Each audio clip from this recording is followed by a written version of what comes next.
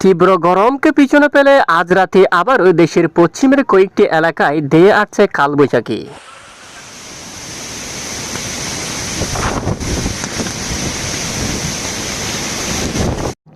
এই মুহূর্তে দেশের দক্ষিণ এবং মধ্য প্রান্ত অঞ্চলে আসছে ভারী মেঘ। আজ রাতে বৃষ্টিপাতের সম্ভাবনা রয়েছে অনেক এলাকায়। আগামীকাল 8 মে বুধবার বৃষ্টিপাতের আশঙ্কা বেশ কিছু এলাকা জুড়ে। তো কোন কোন জেলায় বৃষ্টিপাতের সম্ভাবনা জানতে হলে ভিডিওটি সম্পূর্ণ দেখবেন। ভালো লাগলে লাইক করবেন, আর সবার আগে গুরুত্বপূর্ণ আবহাওয়ার খবর পেতে চ্যানেলটি সাবস্ক্রাইব করে পাশের বেল বাটনে ক্লিক করে রাখবেন। ভিডিওটি কোন জেলা থেকে লাইভ দেখছেন কমেন্ট করে জানিয়ে দিন। ইতিমধ্যে স্যাটেলাইট ইমেজের উপর আমরা দেখতে পাচ্ছি ঝাড়খণ্ডের উপর মেঘ তৈরি হচ্ছে প্রচণ্ড আকারে। সেই মেঘগুলা ধীরে ধীরে এখানে পূর্ব দিকে অগ্রসর হচ্ছে। আজ রাতে মেঘের শক্তিমাত্রা ধরে রাখলে পুরুলিয়া থেকে শুরু করে পশ্চিমবঙ্গের বিভিন্ন অঞ্চলে বিক্ষিপ্ত আকারে কালবৈশাখী বজ্রসহ ঝড় বৃষ্টিপাতের সম্ভাবনা থাকছে। এছাড়া এদিকে নেপালে কিন্তু কালবৈশাখী মেঘ তৈরি হয়েছে। এখান থেকে সমস্ত মেঘ ধীরে ধীরে একটু একটু করে পূর্ব দিকে আগাচ্ছে, যার কারণে আজ রাতে রংপুর বিভাগের দিকে মেঘ আসতে পারে এবং কালবৈশাখী বজ্রসহ বৃষ্টিপাতের সম্ভাবনা থাকবে। এছাড়া এই মেঘগুলো যদি ধীরে ধীরে এখানে পূর্ব দিকে এসে এখানে শক্তিমাত্রা বৃদ্ধি পেলে পরবর্তী সময় ময়মনসিংহ, ঢাকা অথবা খুলনা বিভাগের বিভিন্ন অঞ্চলে কালবৈশাখী আকারে বজ্রসহ বৃষ্টিপাতের সম্ভাবনা থাকবে। এবং আগামীকাল যেসব জেলাগুলোর উপর বৃষ্টিপাতের সতর্কতা উঠে আসছে তা আমরা সরাসরি এই মুহূর্তে দেখিয়ে দিচ্ছি। আমরা চলে আসলাম। ইতিমধ্যে দেখা যাচ্ছে আগামীকাল বুধবার 8 মে নাগাদ কালবৈশাখী বজ্রসহ বৃষ্টিপাতের কি সম্ভাবনা দেখা যাচ্ছে। তো কোন কোন জেলা একটু দেখি। আগে প্রথমে দেখতে পাচ্ছি বিক্ষিপ্ত আকারে বৃষ্টিপাত তৈরি হতে পারে ভোর সকালে। এছাড়া এরপরে বিকেল থেকে রাতের মধ্যে আবারও মেঘ তৈরি হওয়ার সম্ভাবনা কিন্তু অনেকটাই বেশি। কোন কোন এলাকায় আমরা ম্যাপটা বড় করে দেখাচ্ছি আপনাদেরকে। এখানে দেখুন রাজশাহী বিভাগের উপর রয়েছে মালদা, মুর্শিদাবাদ এই অঞ্চলে, দক্ষিণ দিনাজপুরের দিকে, উত্তর দিনাজপুর এবং এদিকে রংপুর বিভাগের দক্ষিণের অংশে, এবং এদিকে দেখুন বগুড়া, মহাদেবপুর, গোড়ারঘাট, বালুরঘাট এবং এদিকে রাজশাহী, সিংড়া এবং এখানে সিরাজগঞ্জের দিকে নাগারপুর, পাবনা, শাইলকুপা, ফরিদপুর, ঢাকা এবং মাদারীপুর, লোহাগাড়া, জয়সুর এবং এখানে দেখুন সাতক্ষীরা এবং খুলনা বিভাগের উত্তর অংশে অনেক এলাকায় কালবৈশাখী বজ্রসহ বৃষ্টিপাতের একটি সম্ভাবনা উঠাচ্ছে। এরপরে সমস্ত মেঘ ধীরে ধীরে পূর্ব দিকে অগ্রসর হয়ে ঢাকা বিভাগের বিভিন্ন স্থানে কালবৈশাখী বজ্রসহ বৃষ্টিপাতের সম্ভাবনা থাকবে। পাশাপাশি দেশের পূর্ব অঞ্চলেও বজ্র বিদ্যুৎ সহ বৃষ্টিপাতের সম্ভাবনা থাকবে এবং ঝড়ো হাওয়াও কিন্তু থাকতে পারে। আমরা দেখাবো একটু পরে বজ্র ঝড় বৃষ্টি মরে গিয়ে। এবং 9 তারিখ নাগাদ দেখি কী অবস্থা। 9 তারিখ নাগাদের আপডেটে দেখা যাচ্ছে দেখুন পশ্চিমবঙ্গের দিকে কিন্তু মেঘ তৈরি হতে পারে কালবৈশাখী আকার নিয়ে।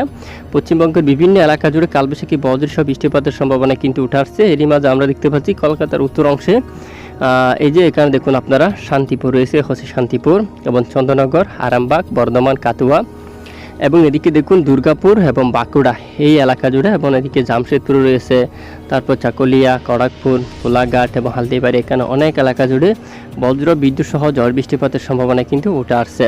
এবং রংপুর বিভাগেরও কিছু কিছু অংশে বৃষ্টিপাতের সম্ভাবনা থাকছে। এবং 10 তারিখ নাগাদও উত্তর পূর্ব রংপুর বিভাগের বিভিন্ন এলাকা জুড়ে কালবৈশাখী বিক্ষিপ্ত আকারে বজ্রসহ বৃষ্টিপাতের সম্ভাবনা। এবং 10 তারিখ নাগাদ আরও বৃষ্টিপাতের সম্ভাবনা দেখুন এখানে বিভিন্ন এলাকা জুড়ে বজ্রসহ বৃষ্টিপাতের সম্ভাবনা থাকছে। এবং 11 তারিখ নাগাদও শক্তিশালী কালবৈশাখী ঝড় বৃষ্টিপাতের সতর্কতা রয়েছে ময়মনসিংহ বিভাগ, রাজশাহী, ঢাকা বিভাগের উত্তরাংশে, সিরাজগঞ্জ, সিংড়া এবং সরিষাবাড়ি, ময়মনসিংহ, কিশোরগঞ্জ, কাপাসিয়া এই এলাকা জুড়ে। এবং এখানে দেখুন ঢাকা, তারপর মাদারীপুর, সিরাজগঞ্জ, এখানে মতিরহাট এবং এখানে পিরোজপুর, খুলনা, বাগেরহাট, এখানে সাতক্ষীরা থেকে শুরু করে আশেপাশে অনেক এলাকা জুড়ে কালবৈশাখী বজ্র বিদ্যুৎ সহ বৃষ্টিপাতের সতর্কতা। এবং ঠিক 11 অথবা 12 তারিখ নাগাদ এখানে দক্ষিণের উপকূলীয় অঞ্চল, চট্টগ্রাম বিভাগের বিভিন্ন এলাকা জুড়ে কালবৈশাখী আকার নিয়ে বজ্রসহ বৃষ্টিপাতের একটি প্রবল সম্ভাবনা কিন্তু উঠে আসছে।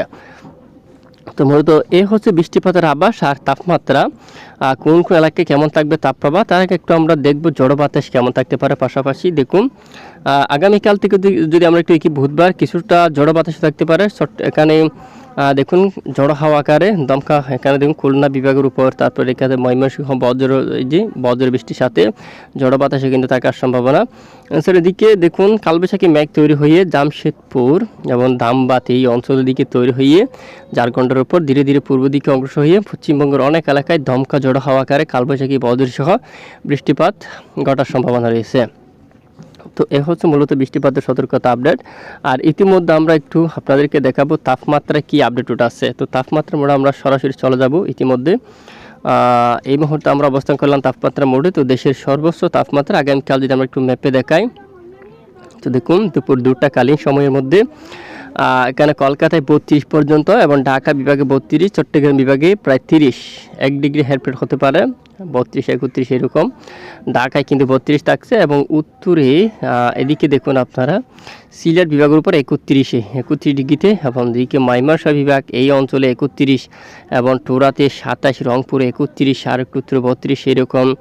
কালাইয়ের উপর 31 বেশিরভাগ অঞ্চলে, মহাদেবপুর এখানে 32, রাজশাহীতে কিন্তু 31, সিংড়াতে রয়েছে 32, পাবনাতে 31, মেহেরপুর 31, সাইকোপাতে 31, আর যশোর এখানে 32, লোহাগাড়াতে কিন্তু 32 থাকছে, খুলনা বিভাগের উপরও 32 পর্যন্ত, আর শিবনগরে 32, সুন্দরবনও কিন্তু থাকছে, আর কলকাতার উপর 32 থাকবে, খড়গপুরে 32 পর্যন্ত, দামবাদ এখানে দেখুন এখানে 33 ডিগ্রি সেলসিয়াস। এ হচ্ছে মূলত সর্বোচ্চ তাপমাত্রা পারত, এবং এর পরের দিনে কী অবস্থা থাকতে পারে, মূলত গরম কিন্তু অনেকটাই কমে গেছে, তাপপ্রবাহ কিন্তু একদম নেমে গেছে। কিছুদিন আগে তীব্র তাপপ্রবাহ ছিল, মূলত এপ্রিল মাসের শেষে বেশ কিছু এলাকায় তীব্র তাপপ্রবাহ ছিল। এই মুহূর্তে মে মাসের প্রথম সপ্তাহের শেষের দিকে তাপপ্রবাহ একদম কমে গেছে। আর চরম সতর্কতা মোডে আমরা যদি একটু দেখি কী রয়েছে, চরম সতর্কতা মোড আমরা দেখতে পাচ্ছি তাপপ্রবাহ একদম নেই।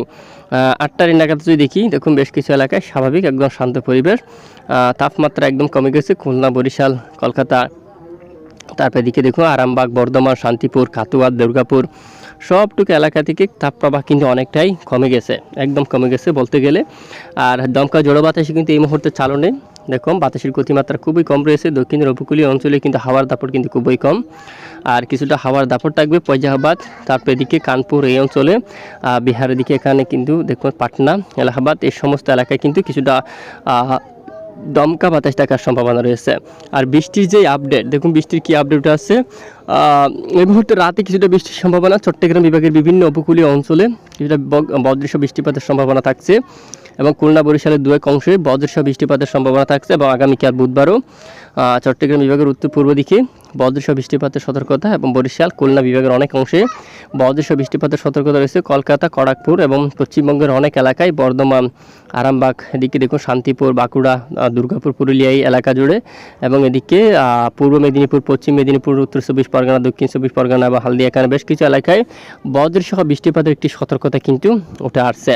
এবং বিশেষ 9 তারিখ নাগাদও পশ্চিমবঙ্গের অনেক এলাকা জুড়ে বজ্র বিদ্যুৎ সহ বৃষ্টিপাতের সতর্কতা। বেশ কিছুদিন দেশের পূর্বাঞ্চলে বৃষ্টিপাত ঘটালেও এবার আবহাওয়ার বড় পরিবর্তন দেখা যাচ্ছে। এবার থেকে দেশের পশ্চিম দিকে বৃষ্টিপাত তৈরি হতে পারে।